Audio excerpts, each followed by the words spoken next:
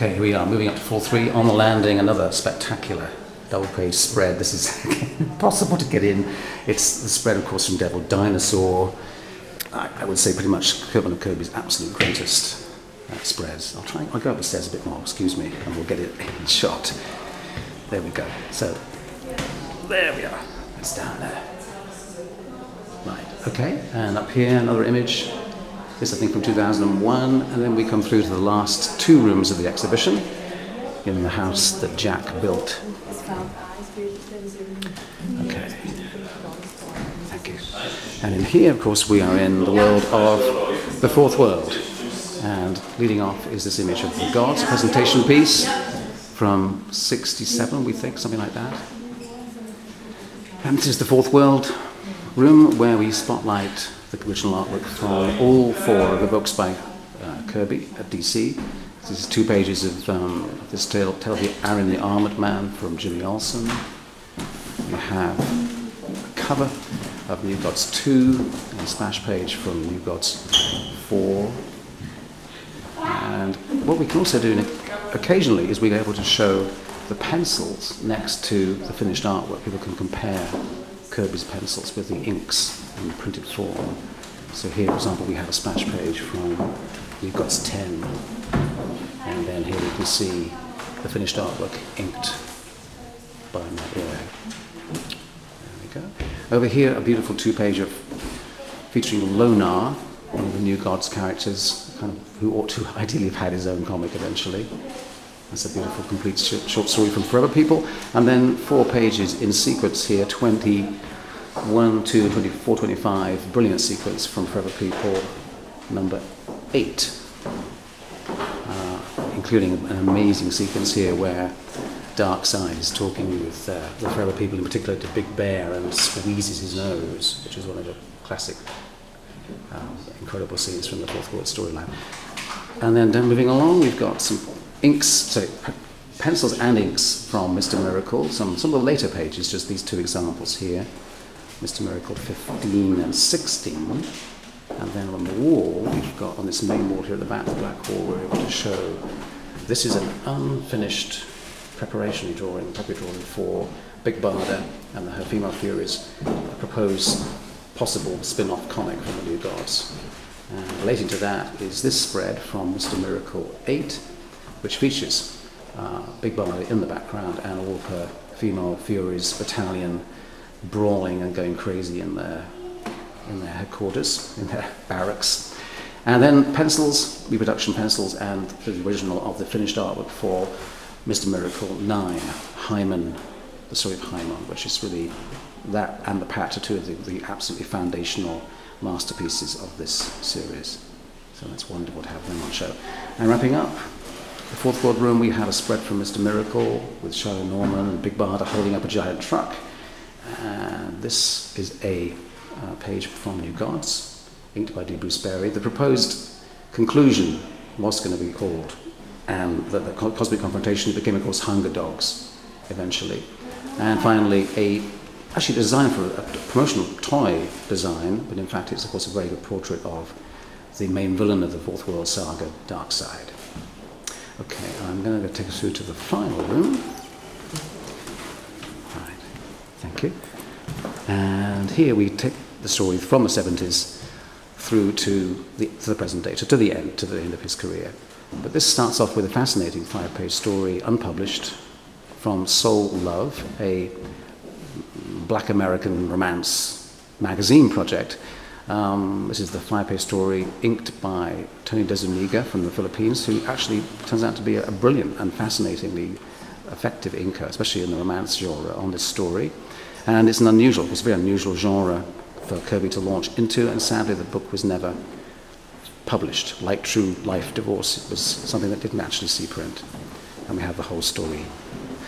And then around the corner here, also still from the 70s, but moving forward, we've got this another amazing piece from the magazine projects that Kirby did. This is a spread, a collage spread, and it's probably not going to come out terribly well with all the glass reflections here, sorry. But it's a spread from Spirit World number 1, photo collage, which Kirby did quite a bit of, experimenting. And intriguingly, it turns out that as well as newspaper magazine cuttings collaged, he also very often would do extra painting and detail to highlight them. These, of course, will only be produced, in fact, in black and white eventually, but he put extra painting and texture effects. He, for example, flame effects.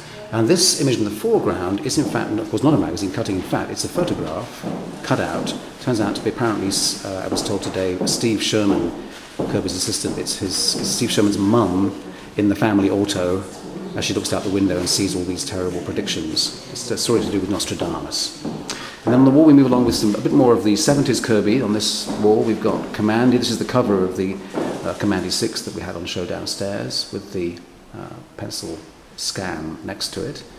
And another superb Commandy double-page spread here from Commandy 8. And then 3 other major series, well, at least 2 others. This is The Demon from DC. This actually is The Manhunter, with a bit of really dramatic splash page. And finally, a page from OMAC, One Man Army Corps. And then on this wall, we move from Marvel to Pacific Comics, as in here, 2001, A Space Odyssey, double-page spread, of course, and then a splash page. A particularly great issue, actually, what issue is this one now? Number 5, that's right, great issue. And then Devil Dinosaur, also for Marvel. And then here, his switch to working on Silver Star. And as you may know, also, of course, Captain Victory of the series that we haven't shown here. And a very striking double-page spread with extremely good inking, in fact, here from D. Bruce Berry, from Silver Star. And finally, as we move into the last stage, this whole wall, which is an incredible wall, shows the entirety, or 18 pages, of Our Fighting Forces number 156. And as well as showing that, we have also got some of the scans of the original Kirby pencils. So this is a rare occasion to read an entire story, and also on occasion to see Kirby's pencils alongside it. And although Kirby didn't create this series, and he was not necessarily all that enthusiastic about having to work with other characters, especially ones called the Losers, which is not exactly the greatest name, he turned it into a really great work.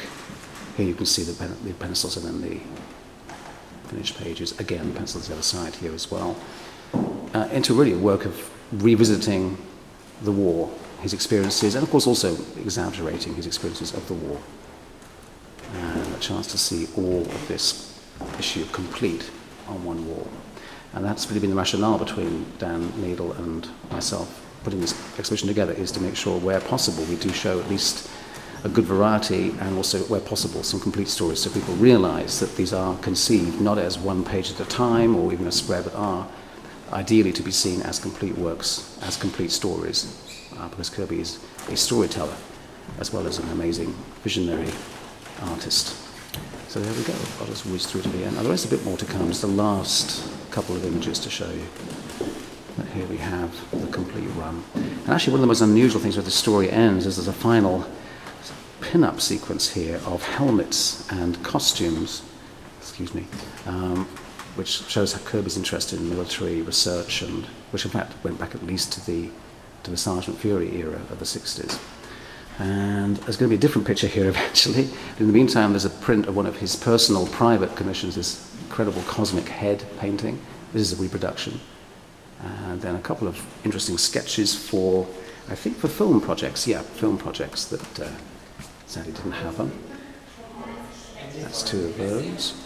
And then to wrap up, a sort of symbolic image, although it's not of Kirby himself, of course, it's an image in a way of the different worlds and fantasies that Kirby's work covers, from light-hearted fantasy to dramatic science fiction to sort of to sword and sorcery, for example. An image done for Ariel Fantasy magazine in 1978, and then a nice wrap-up with just a little portfolio of 6 of the sketches that he made in a large book for his wife, Roz, as a Valentine's gift.